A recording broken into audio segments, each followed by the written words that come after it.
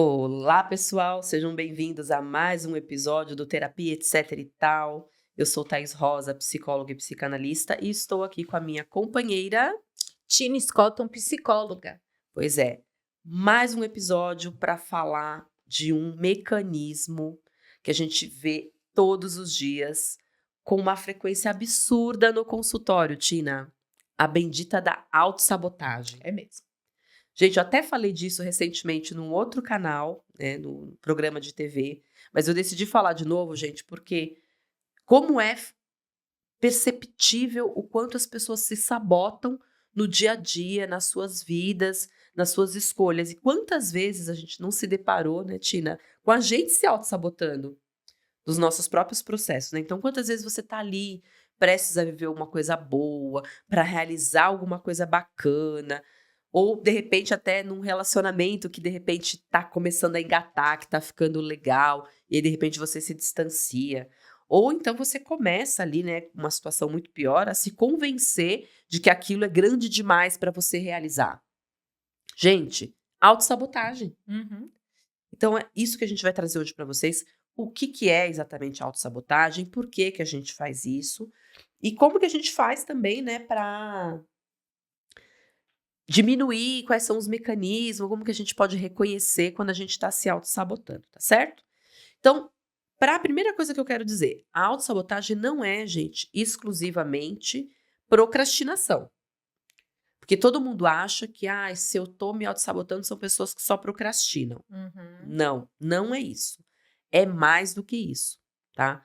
Tá envolvido aí, além da procrastinação, tem questões de insegurança, medo do fracasso, medo do sucesso, preocupação com o julgamento das pessoas, do que elas vão achar se você faz ou se você não faz. Tem muito também maturidade emocional nessas pessoas.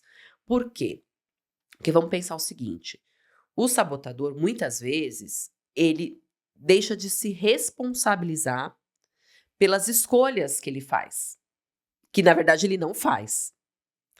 Então, às vezes, falta um amadurecimento emocional nessa pessoa, a ponto dela simplesmente, entre se responsabilizar e ser criticado, ou de repente ser julgado, ele prefere se isentar, então ele não faz. Então, muitas vezes, a pessoa que tem esse mecanismo, ela tem uma imaturidade emocional grande. Sabe aquela coisa da idade cronológica ser diferente da idade emocional? Então, isso é bem comum no procrastinador, não, na pessoa que se auto-sabota, tá? Tem a questão da culpa, tem a questão de padrões mesmo antigos ali, de entendimento, de merecimento mesmo, né. Tem a questão da história que essa pessoa vivenciou, porque tudo está relacionado à nossa história, a como a gente interpretou, em como a gente internalizou as coisas. A gente sempre fala isso aqui no canal, mas é importante vocês entenderem que a gente é uma construção. A gente vai ali adquirindo o repertório no decorrer da nossa história de vida. Então, isso vai construindo crenças e ideias sobre a gente mesmo, que a gente leva muitas vezes uma vida inteira para entender. Muitas vezes a gente vai só conseguir perceber isso no consultório, quando alguém às vezes fala, né, Tina? Tipo, nossa, você percebe que você sempre faz isso? Então a gente vai percebendo ali no decorrer da vida. Tem coisas que só tem conscientes, Eu acho também que vem né? nesse. Então acho que é importante a gente, entender que é mais do que só essa questão do procrastinar e que a gente não está só inseguro, mas sim a gente pode estar repetindo ali alguns padrões, tá. Então, definindo a autossabotagem. Autossabotagem, gente, é quando você age contra você mesmo. Sabe aquela história: "Estou puxando meu próprio tapete"? Isso é a autossabotagem. É quando você está perto de realizar alguma coisa e você vai lá e faz alguma coisa negativa ou ruim contra aquela realização que você está ali prestes a acontecer. E aí vocês podem falar: "Nossa, mas Thaís, como assim? Eu mesmo jogo contra mim?" Isso é meio antinatural, né. A gente se boicotar, a gente fazer algo ruim contra a gente mesmo, é um pouco antinatural. Mas, né, Thaís, se você está entendendo isso como proteção, Exatamente, Tina.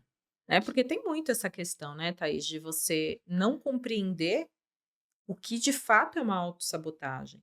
E vamos colocar como se fosse a procrastinação mesmo, uma procrastinação. A gente deixa de fazer alguma coisa ou vai empurrando com a barriga. Vamos colocar dessa forma, tá? Vamos pegar uma das partes da autossabotagem, que é a procrastinação. A primeira coisa é tentar compreender por que que você está empurrando com a barriga. Porque você pode empurrar qualquer coisa com a barriga. E tem vezes que você vai empurrar mesmo.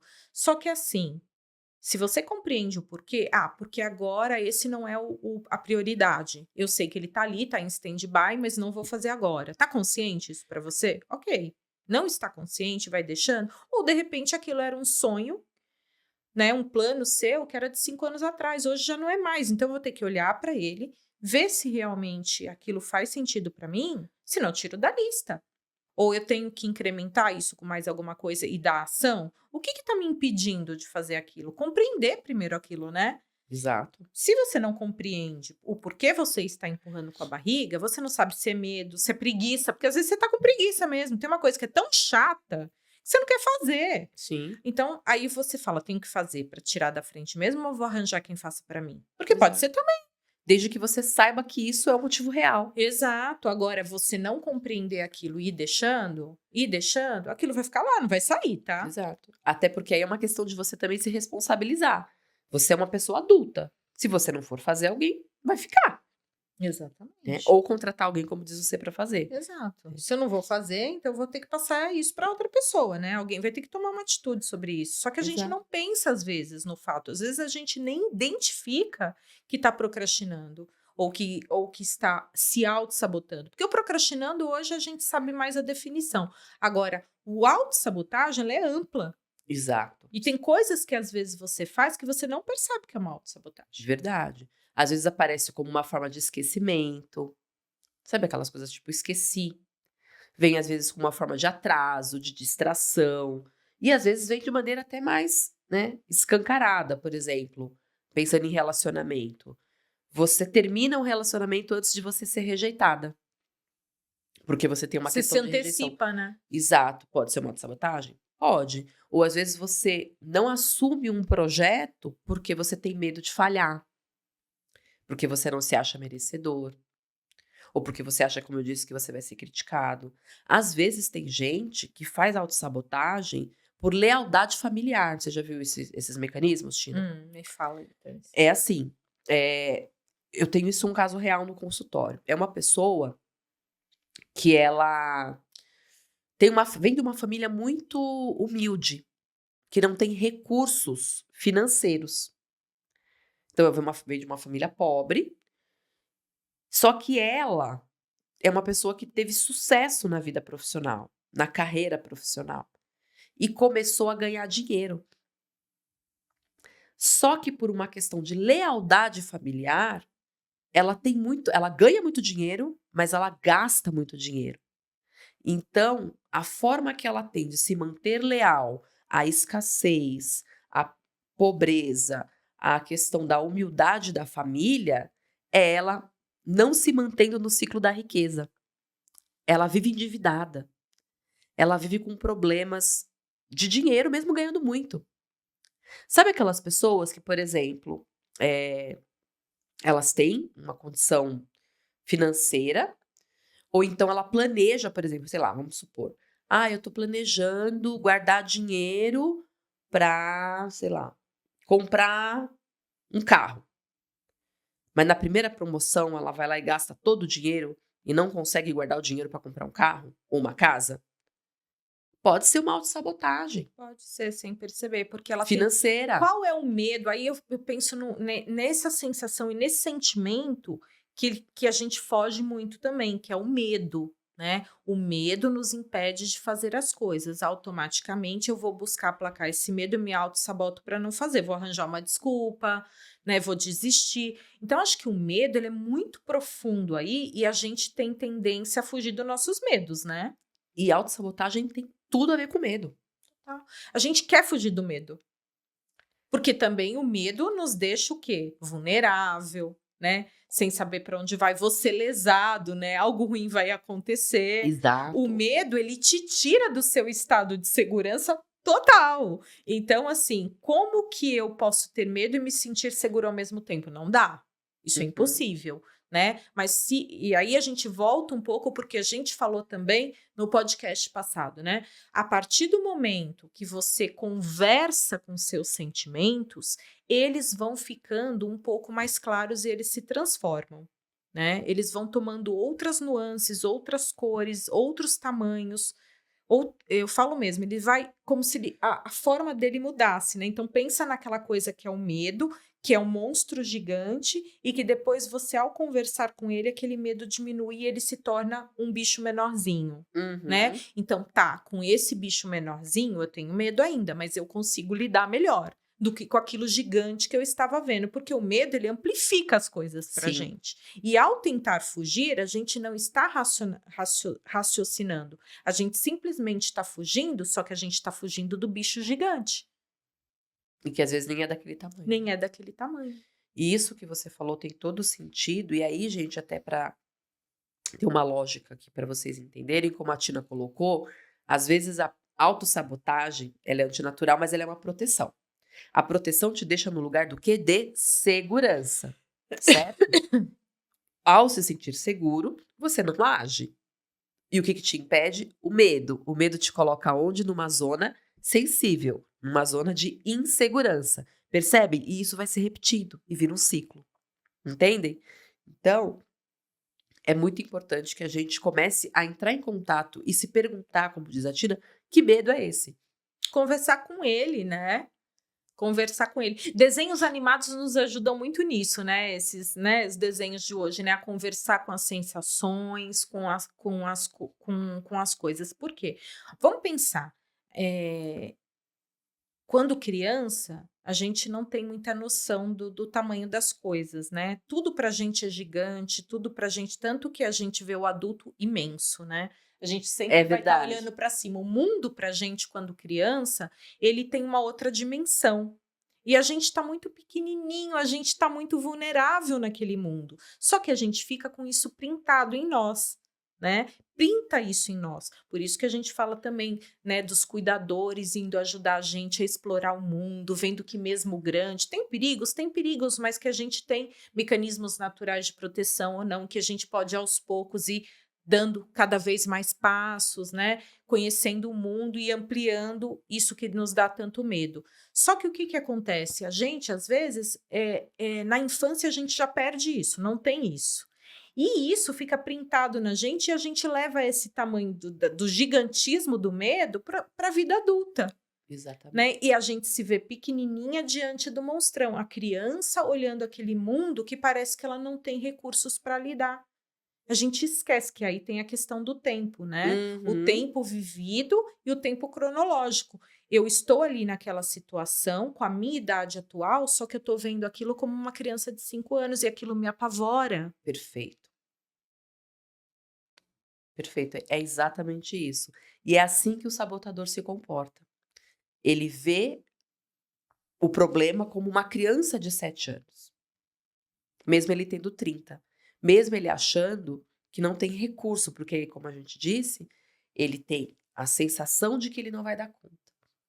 Então, o que que ele faz? Procrastina, não faz, tem medo, fica Uhum. inseguro, né. Então é exatamente isso, a gente só sabota, coisas que estão muito, vamos pensar, um entendimento, né, de coisas que nasceram lá no passado, de coisas que você vivenciou lá na sua infância. Eu tenho até um Nossa. exemplo. Você tem medo de dar uma palestra. Você vai dar um Uhum. curso e você está adiando de dar um curso porque você vai ser a palestrante disso. Aham. Por quê? Porque talvez lá na infância, olha o medo que você tinha de falar na sala de aula com o professor, de pedir, você vai trazendo isso, né? Mas hoje você tem recurso de falar lá na frente, né? Todo mundo já chegou para você e falou: ah, não, mas ali na live, por exemplo, na live ou online, você foi bem. A única coisa é que você vai ter que subir no palco. Não, mas aí você já está remetendo ali, olha o tamanho que aquilo cria dentro de você, né? Exato. Ah, e aquela criança também que não foi escutada e teve que berrar e ninguém ouvia? Porque também tem isso, você carrega. Ah, Carrega. então eu vou falar lá na frente, eu vou travar, porque ninguém vai me ouvir. Exato. E se eu gaguejar? E quantas vezes a gente não passou por isso quando criança, né, porque criança também é cruel, né, Tina, não sei se você Hum, lembra da sua época de escola. nossa. Eu era uma criança, gente, sempre fui tímida. Ninguém acredita, mas é. Sempre fui extremamente tímida, não gostava de falar em público e etc. Eu também. Né. E a Tina, ela falava super bem na faculdade, né, amiga, lembra? E eu era uma criança altamente tímida. Pois é, eu era Engraçado também. isso, né? Pois é, eu era também muito tímida, tinha muita vergonha de falar em público. E eu demorei muito tempo para conseguir falar em público. Eu só comecei a falar em público, acho que na faculdade. E porque as pessoas. E toda vez que tinha que fazer trabalho, eu falava assim: não, não, não vou falar. Fala você. Não, não, fala você. Porque a gente sempre vai remetendo àquela coisa da infância. Porque criança é cruel. E toda vez que algum coleguinha vai fazer a apresentação, a gente pode prestar atenção. Em escola é sempre assim. Alguém tá lá fazendo a apresentação de trabalho, sempre tem um que taca papel, que faz aquele barulhinho. Sabe aquelas crianças que fazem. Barulhinho de peido.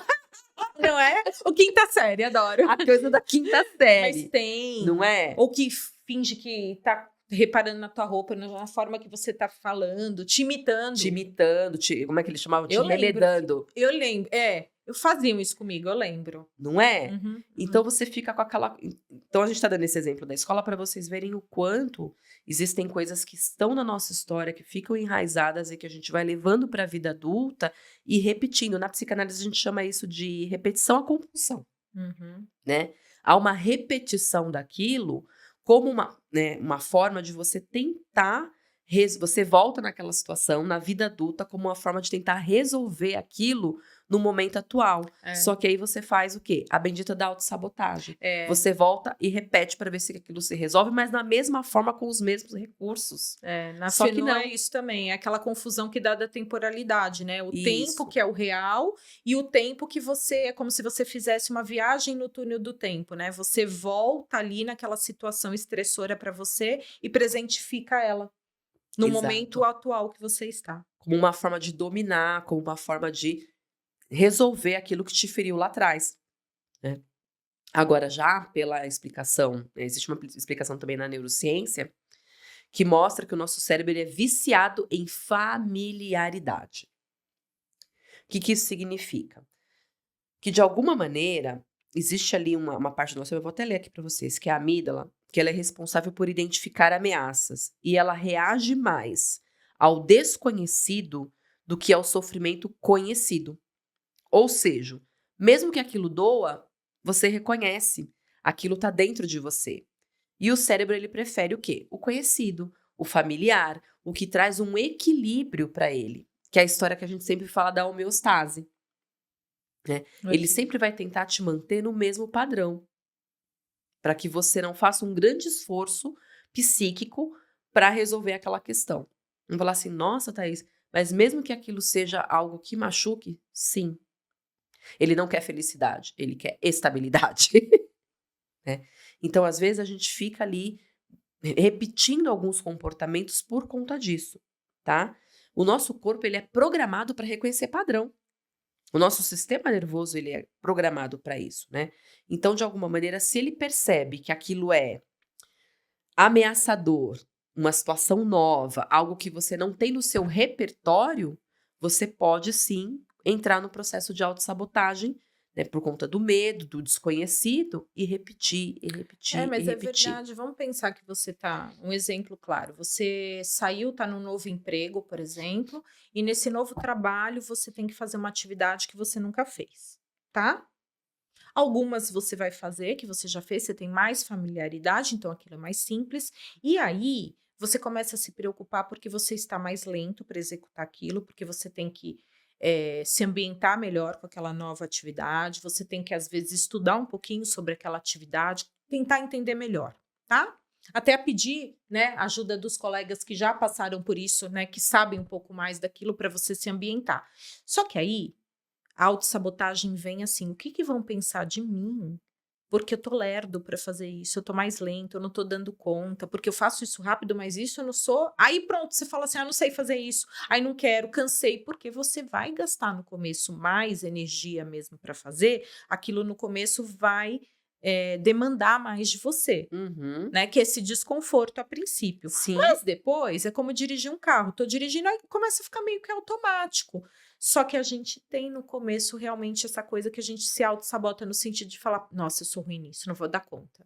Mas é Exato. que você ainda não está acostumado, não está habituado com aquilo.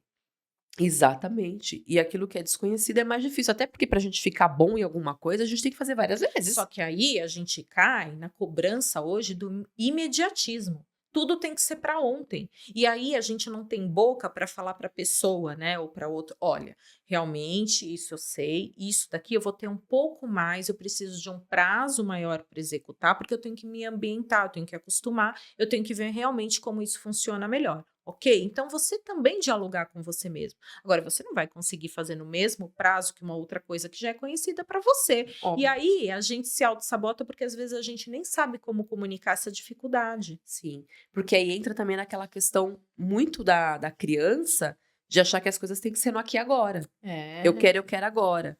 A pessoa não tem aquela entendimento de que existe um tempo, de que existe uma prática, de que muitas vezes a gente tem que dizer: olha, isso eu não consigo, mas eu posso fazer, porque aí você começa a entender que você é adulto, Uhum, de que você tem recurso, de que você tem exatamente. condição de repente, executar aquela tarefa, né? Ou às vezes, gente, tem pessoas, por exemplo, que isso é um caso real, tá?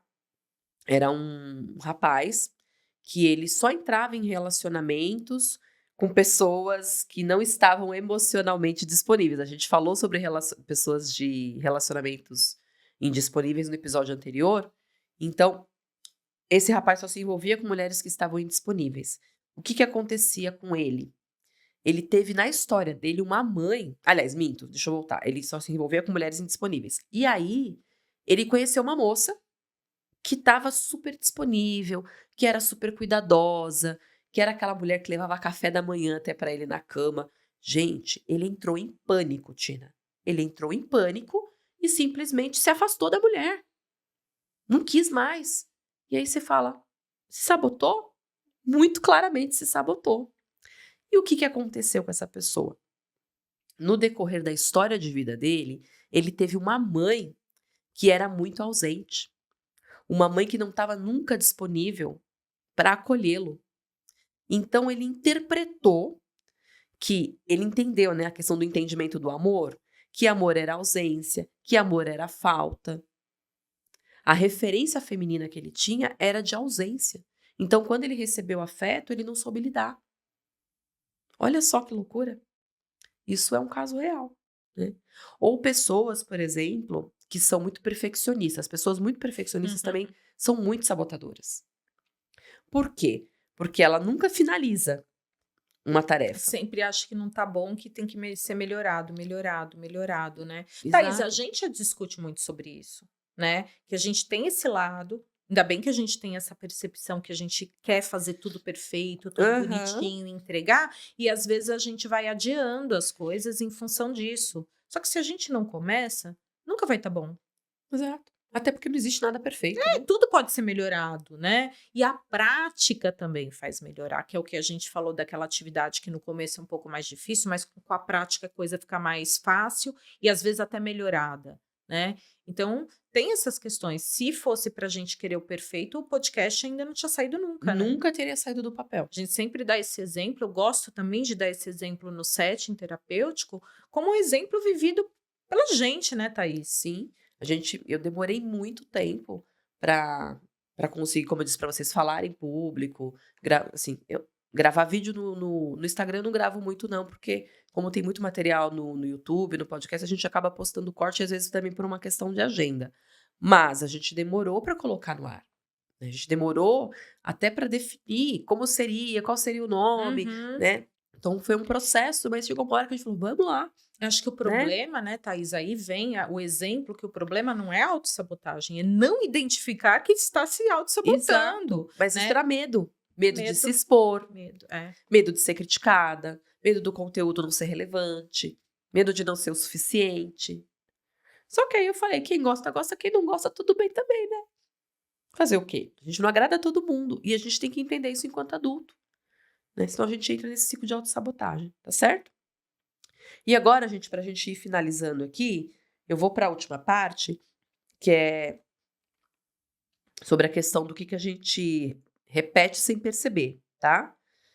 Então a gente às vezes acha que está fazendo escolhas, mas no fundo a gente só está repetindo aquilo que a gente aprendeu. Como se a gente estivesse cumprindo ali um roteiro que muitas vezes nem foi a gente que escreveu, né? E às vezes é o entendimento que a gente tem das coisas, de um roteiro onde a gente aprendeu que um amor distorcido, um amor condicionado. Eu vejo muitas mulheres, muitas vezes, crescendo ouvindo, né, questões que tinham que ser cuidar de todo mundo o tempo todo, colocar a família em primeiro lugar, a não incomodar. A gente falou sobre isso também no episódio anterior. E aí elas viram adultas que não pedem ajuda, né? Aquelas mulheres que carregam tudo sozinha e que acham que se elas não fizerem isso, elas não estão sendo úteis. E que elas não merecem, de repente, alguém que cuide, alguém que zele por elas. E isso faz com que elas também entrem nesse ciclo, muitas vezes, de autossabotagem, né? Que às vezes deixem de realizar coisas porque elas aprenderam que elas têm que dar conta de tudo. E aí se sente falhando, muitas vezes, porque a gente não dá Uhum. conta. E aí entra no ciclo de culpa e o ciclo se repete, muitas vezes, né? Então a gente precisa parar e observar o que a gente está fazendo, o que a gente está repetindo no momento em que a gente entra nesses ciclos de autossabotagem, de não fazer, de procrastinar, muitas vezes de largar as coisas que está prestes a se realizar no início do, né, tá para acontecer e você vai lá e faz uma grande, desculpa o termo, uma grande cagada. Português, claro, é esse. Qual é o medo que está por trás ou do que você está se protegendo. Um exemplo real também, né? Às vezes as pessoas, elas estão num relacionamento, às vezes que estão, por exemplo, tóxicos. Mulheres que têm relacionamentos abusivos, Tina. Às vezes a pessoa fala, nossa, mas a fulana, ela tá num relacionamento abusivo, ela, sei lá, passa por Tá mantendo violência, isso. né, psicológica, violência física, por que que ela não sai? Porque às vezes ela tá se protegendo. Aí vocês falam, como assim? Às vezes, exemplo, isso é real. Ai, mas e se eu sair e não conseguir cuidar dos meus filhos? Mas e se eu sair e não conseguir arrumar um emprego para sustentar, para me sustentar, ou para sustentar os meus filhos? É o medo de não dar conta, né? É o medo aí, mais uma vez, envolvido, Entenderam? né? Então, é sempre importante a gente perguntar do que eu estou me protegendo, qual é o medo que está por trás para que eu continue fazendo esse processo aí de autossabotagem, de proteção, né? E acho que é muito importante também, gente, a gente pensar que a autossabotagem não tem nada a ver com falha de caráter, não tem nada a ver com pessoas que são incompetentes, com pessoas que não têm capacidade de fazer as coisas, não tem nada a ver com isso. Você se sabota porque você está ali se escondendo atrás de uma dor que ainda não foi escutada, né? E quanto mais vocês tentarem ignorar, pior é, né, gente? Porque ela vai se repetir, se repetir, se repetir, tá certo?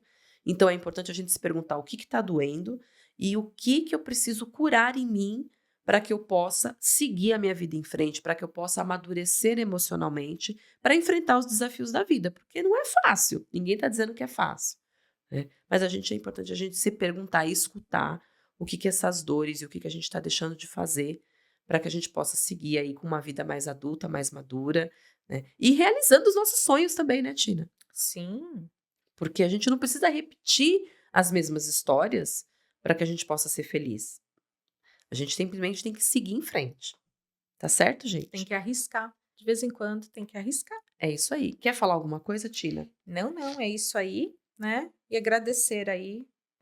Mandem, né, comentários, mandem aí o que vocês acham de. Se vocês perceberam assistindo aqui uma autossabotagem que de repente não estava tão percebida aí, né? E as coisas que vocês percebem que no dia a dia vocês acabam se autossabotando, manda pra gente poder discutir mais, né? Levar isso para um debate. Porque não falta assunto para autossabotagem. Exatamente. Dá para escrever um livro, né? A gente tentou aqui trazer um resumão para vocês. Mas se vocês tiverem alguma dúvida ou quiserem, né, de repente, falar alguma coisa, coloquem aqui nos comentários que eu sempre respondo. A Tina também os comentários que vocês deixam aqui. Podem mandar mensagem também no Instagram, no meu Instagram, no Instagram da Tina, ou no Instagram também do Terapia, etc e tal. E se tem dúvidas, se tem também ideias de temas, pode mandar pra gente que a gente avalia Exatamente. tudo. A gente adora ideias de temas também. Exatamente. E não esqueçam, né, gente, de compartilhar esse episódio se vocês acham que ele pode ser benefício para alguém. Não esqueçam de curtir o canal, ativar o sininho para receber as notificações. É importante que vocês façam isso, né? Que coloquem aí o seu curtir, os seus comentários, porque isso faz com que o canal tenha mais relevância, para que o conteúdo chegue para mais pessoas, para que a gente possa também, né, falar de saúde mental para todo mundo, né, que tem interesse sobre o tema, sobre autoconhecimento. E quanto mais vocês curtirem, comentarem e compartilharem, o YouTube entende que esse é um tema relevante. E aí vai mostrar para mais gente e vocês ajudam o canal a crescer. Tá certo? Gente, eu queria agradecer. Pedir desculpa mais uma vez, porque eu tô ainda muito gripada. Tá pode. Né? Eu tô toda congestionada, então se alguma coisa não ficou clara, falhou aqui, eu peço aí já antecipadamente desculpas, mas nós estamos à disposição. Um beijo para vocês e até o próximo episódio. Um beijo, até o próximo episódio, pessoal.